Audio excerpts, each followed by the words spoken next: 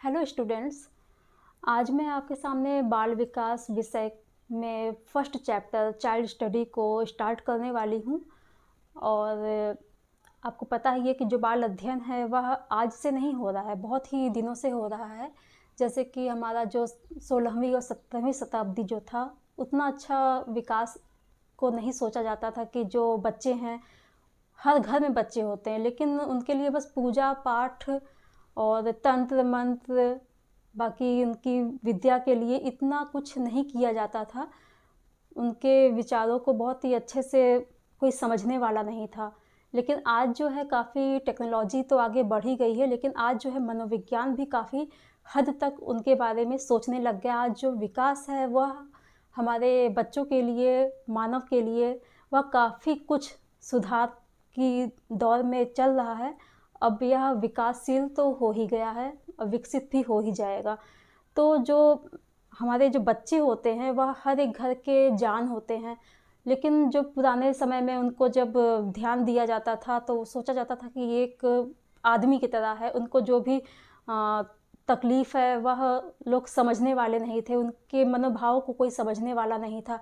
लेकिन जब जैसे जैसे दिन बीतता गया, बहुत सारे साइकोलॉजिस्ट हुए, उनके बारे में बहुत ही अच्छे अच्छे विचारों को उन्होंने प्रकट किया, जिसकी वजह से आज की जो पढ़ाई है, आज की जो शिक्षा है, आज का जो मानव व्यवहार है, काफ़ी कुछ सुधार की ओर अग्रसर हो गया है। तो यहाँ पर जो प्लेटो हैं और कमनियस हैं, चार्ल्स डार्विन हैं, अगर इनको छोड़ दिया जाए बाल विकास में तो यह बहुत ही, समझिए कि हम इतना अच्छा नहीं समझ पाएंगे कि बाल विकास कहाँ से उत्पन्न हुआ, कैसे इसके बारे में इतना ज़्यादा सोचा जाने लगा। तो जो प्लेटो हैं, इन्होंने ही बताया कि बालक जो होता है उसकी जो योग्यताएं होती हैं वो व्यक्तिगत उसमें भेद होता है। हर एक व्यक्ति, आप देखते होंगे जो छोटे बच्चे हैं उनके में भी बहुत सारे ऐसे भेद होते हैं, और उन भेदों को जब तक इंसान समझेगा नहीं तब तक उसकी पढ़ाई शिक्षा ठीक से कर नहीं पाएगा। अगर हम बचपन में ही सोच लें कि हमारा बच्चा बहुत ही टैलेंटेड है और उसको हम डॉक्टर, इंजीनियर या डीएम, एसडीएम, साइंटिस्ट बनाने के लिए बचपन से ही, स्टार्टिंग से ही उसको ध्यान देने लग जाए तो वह बन तो सकता है, लेकिन हमारे 2 या 3 बच्चे सारे ही एक ही जैसे होंगे, यह कह पाना बहुत ही मुश्किल है। तो यहाँ हमारे जो प्लेटो महोदय हैं, साइकोलॉजिस्ट, इन्होंने इसी बात पर बल दिया कि जो योग्यताएं होती हैं वह बच्चों की सभी अलग अलग योग्यताओं से उत्पन्न हुए होते हैं, और वह उनको जो मंजिल मिलने वाली होती है वह उनकी योग्यताओं पर ही निर्भर करता है। बाकी हमारे जो दूसरे साइकोलॉजिस्ट हैं, कमनियस, वह बालकों की योग्यताओं, क्षमताओं एवं नैसर्गिक गुणों की विभिन्नता पर भी उन्होंने जोर दिया। इसमें क्या बताया गया कि जो कमनियस हैं, इन्होंने बताया कि बालकों की जो योग्यता होती है वह तो होती ही है अलग, बाकी जो उसकी क्षमताएं हैं, जो उसकी कैपेबिलिटी है, वह भी अलग होती है। और नैसर्गिक गुण, मतलब हमारे जो दादा दादी या नाना नानी का जो पैतृक जो गुण बच्चे के अंदर है वह भी भिन्न भिन्न होगा। हो सकता है कि कुछ बच्चे के अंदर बहुत ही ज़्यादा वह पावरफुल हो, और कुछ बच्चे के अंदर हो सकता है कि वो पावरफुल ना हो, बहुत ही कमज़ोर हो, बहुत ही सेंसिटिव हो, या बहुत ही गुस्सैल हो, या हम उस बच्चे को स्टार्टिंग से ही हम एक ही जैसे सभी के साथ व्यवहार करते हैं, तो यह सही नहीं होगा। बाकी हमारे जो चार्ल्स डार्विन महोदय हैं, इन्होंने बताया कि नेचुरल सिलेक्शन की थ्योरी इन्होंने दी, और नेचुरल सिलेक्शन की जो थ्योरी है उसमें यह बताया कि वही जो बच्चे होते हैं वही मानव आगे विकास कर पाता है, वही बढ़ पाता है जो सारे सिचुएशन को झेलता हुआ आगे बढ़ जाए, और जो संघर्ष करता रहता है और अपने संघर्ष में तत्पर होकर के उसमें जीत हासिल कर लेता है, वही अपने मंजिल तक जो है पहुंच पाता है। तो यह जो इनका चार्ल्स डार्विन का जो नेचुरल सिलेक्शन का जो थ्योरी है वह कई तत्वों पर आधारित है। तो बिना इन तत्वों को समझे आगे बढ़ना सही नहीं है। बाल विकास में इन सारे ही तत्व क्या होते हैं हमारे जो जीवन में, ये सभी प्रभावित करते रहते हैं, तो यह भी हमें बहुत जानना जरूरी है। तो पहला है, जीवों में संतानोत्पत्ति की प्रचुर क्षमता होती है। मतलब आप कोई भी जीव देखिए, चाहे एक चींटी हो, चाहे एक हाथी हो, चाहे मनुष्य हो, चाहे कोई भी पशु पक्षी हो, कोई भी आप जीव जंतु देख लीजिए, पेड़ देख लीजिए, मतलब कुछ भी आप देखिए, घास, छोटे छोटे तिनके को भी आप देखिए, तो उसमें क्या है, जीव है, जान है अगर उसमें, तो सभी के अंदर संतानोत्पत्ति करने की क्षमता होती है। तो यह हमें समझना ज़रूरी है। बचपन से ही अगर हम किसी बच्चे को देखते हैं तो वह उसको ये नहीं समझना चाहिए कि बस ये अभी बच्चा है और आगे भी ये बच्चा ही रहेगा। उसको एक संपूर्ण मानव मानना चाहिए, क्योंकि जो एक बच्चा होता है वही आगे फ्यूचर के लिए वो पिता बनता है। तो बचपन से अगर उसको सही से माहौल नहीं मिला, उसको सही से परवरिश नहीं मिला, खान पान नहीं मिला, तो वह आगे संतान की उत्पत्ति कैसा करेगा। वो या तो बहुत ही कमज़ोर रहेंगे, वह इस पर्यावरण में अपने आप को संघर्ष करने लायक ही नहीं बना पाएंगे। तो इसीलिए जब संतानोत्पत्ति करने की हर एक के अंदर, जीव के अंदर अगर क्षमता है, तो उसको बचपन से ही पौष्टिकता और अच्छे माहौल को देना हमारा उत्तरदायित्व होता है। और दूसरा बताया है कि जीवन संघर्ष करना पड़ता है। जीवन में अगर संघर्ष नहीं होता है तो वह व्यक्ति बहुत दिन तक किसी पर भी डिपेंड होकर के जीवित नहीं रह सकता है। तो यहाँ पे संघर्ष को बताया गया है, 3 तरह के संघर्ष होते हैं। एक सजातीय होता है। सजातीय का मतलब यह होता है कि एक ही जाति से संघर्ष होता है। अपने घर में ही आप देखिए कि चाचा और पापा की जो लड़ाई होती है, उसके बाद जो ज़्यादा पावरफुल होता है वह ज़्यादा प्रॉपर्टी को ले लेता है, या वह ज़्यादा अच्छे से अपने जीवन को यापन करता है, उसका लिविंग स्टैंडर्ड कुछ ज़्यादा अच्छा होता है, कोई उसी में गरीब भी हो जाता है।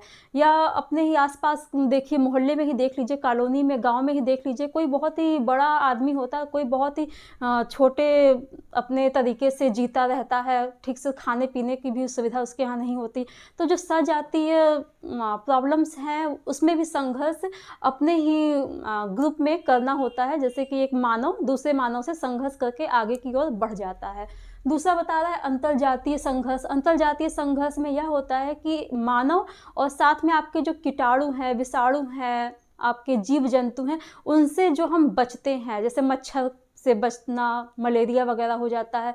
बाकी अभी आपका जल्द में कोरोना वायरस आया, जिसकी वजह से कितनी सारी जो है जान चले गए। जो अच्छा खासा था, हृष्ट पुष्ट था, बहुत ही लंबा चौड़ा मोटा था, तो वो नहीं उससे जीत हासिल कर पाया। हमारा जो विषाणु है कोरोना, उससे वो जो है नहीं जीत हासिल कर पाया और वो इंसान मर गया। तो यहाँ पे क्या है, जो अंतरजातीय उनसे जो संघर्ष कर करके जीवन को अपने बचा ले जाते हैं, अपने जीवन को उनकी जो बदलाव जो जीवन में हो रहा है उस पर जब जीत हासिल कर लेता है, तो वही मानव आगे जीवित रह पाता है। बाकी आपका जो वातावरणीय संघर्ष है, इसमें आप देखते होंगे कि क्या बोलते हैं, यहाँ पर जब बाढ़ आ जाता है, जब आंधी तूफान भूकंप वगैरह आता है, तो उसमें क्या होता है कि बहुत सारे लोग उसमें बच जाते हैं। तो वो क्या करते हैं, वो संघर्ष करके उसमें बच जाते हैं। तो जो बच गए लोग, उनकी ही जो है जीत हासिल होती है, वही जो है आगे और जीवन को चलाते हैं। बाकी तीसरा आपको बता रहा है कि योग्यतम की उत्तरजीविता। योग्यतम की उत्तरजीविता का अर्थ यहाँ पर यह है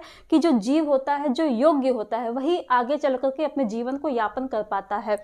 अगर आप यह सोचें कि जीवन तो सभी का 90 साल 100 साल है, लेकिन ऐसा नहीं है ना। आप देखते होंगे कि कोई बहुत ही छोटेपन में ही ख़त्म हो जाता है, कुछ बीमारी उसको हो जाती है, वह नहीं लड़ पाया अपने रोगों से। बाकी जो है आप देखते होंगे कि किसी का एक्सीडेंट हो गया, गाड़ी चला रहा है, ट्रक आगे, अपने आप को नहीं बचा पाया और वो जो है नहीं रहा।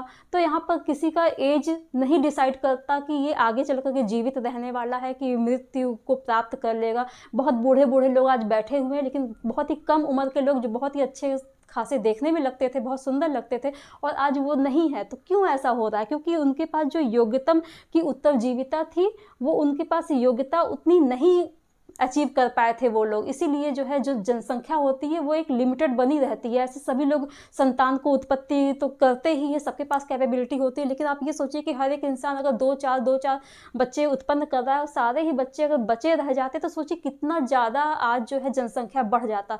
तो ऐसा तो नहीं होता है ना कि हर एक बच्चे बचे रह जाते हैं, हर एक बुजुर्ग बचा रह जाता है, हर एक जवान बचा रह जाता है। वो बीच पे कुछ ऐसा कंडीशन बन जाता है कि आदमी बच नहीं पाता, संघर्ष में पीछे हो जाता है, संघर्ष नहीं कर पाता है। और बता रहा है कि चौथा विभिन्नताएं सभी जीवों में होती हैं। तो विभिन्नताएं तो होती ही हैं कि हैं, तो हम सभी जो है मानव ही हैं, लेकिन आप किसी भी मानव को टैली करवा के देख लीजिए, आप एक जुड़वा बच्चे को भी देखिए तो बहुत ही ज़्यादा जो है अंतर उसमें भी रहता है, जुड़वा बच्चे में भी। बस जो एक आइडेंटिकल जो ट्विंस है, जो एक ही जायगोट से उत्पन्न हुआ है, वही बच्चा जो होता है एक जैसा देखने में हो सकता है। लेकिन आप ये सोचिए कि एक माँ बाप से उत्पन्न बच्चा एक जैसा होगा तो कोई भी एक जैसा नहीं है, पापा चाचा एक जैसे नहीं है, भाई बहन एक जैसा नहीं है, हमारे बच्चे छोटे जो हैं वो एक जैसे नहीं है, मोहल्ले में बाकी आप किसी के भी घर पे घूम करके देख लीजिए, कोई भी एक जैसा नहीं होता है। कोई बहुत मोटा है, कोई बहुत पतला है, कोई की नाक छोटी है, कोई की नाक बड़ी है, किसी के जो हेयर हैं वो ब्राउन कलर के हैं, किसी के ब्लैक कलर के हैं, किसी का भी कोई भी चीज़ जो है टैली नहीं करता। इसीलिए जो है थंब इम्प्रेशन जब आप देखिए वो सभी जीवों में अलग अलग होता है। तो ये क्या है, ये व्यक्तिगत हमारी विभिन्नताएं होती हैं और इन्हीं विभिन्नताओं को हमें समझना पड़ेगा। जब अगर हम होम साइंस को पढ़ रहे हैं और हम बाल विकास को पढ़ रहे हैं, समझ रहे हैं, तो हमको व्यक्तिगत विभिन्नताओं पर भी जोर डालना पड़ेगा कि जो व्यक्तिगत विभिन्नताएं होती हैं वह होती ही हैं। उनके बारे में अगर आप नहीं सोचते हैं तो आप किसी को एक सक्सेसफुल इंसान बनाने में पीछे रह जाएंगे।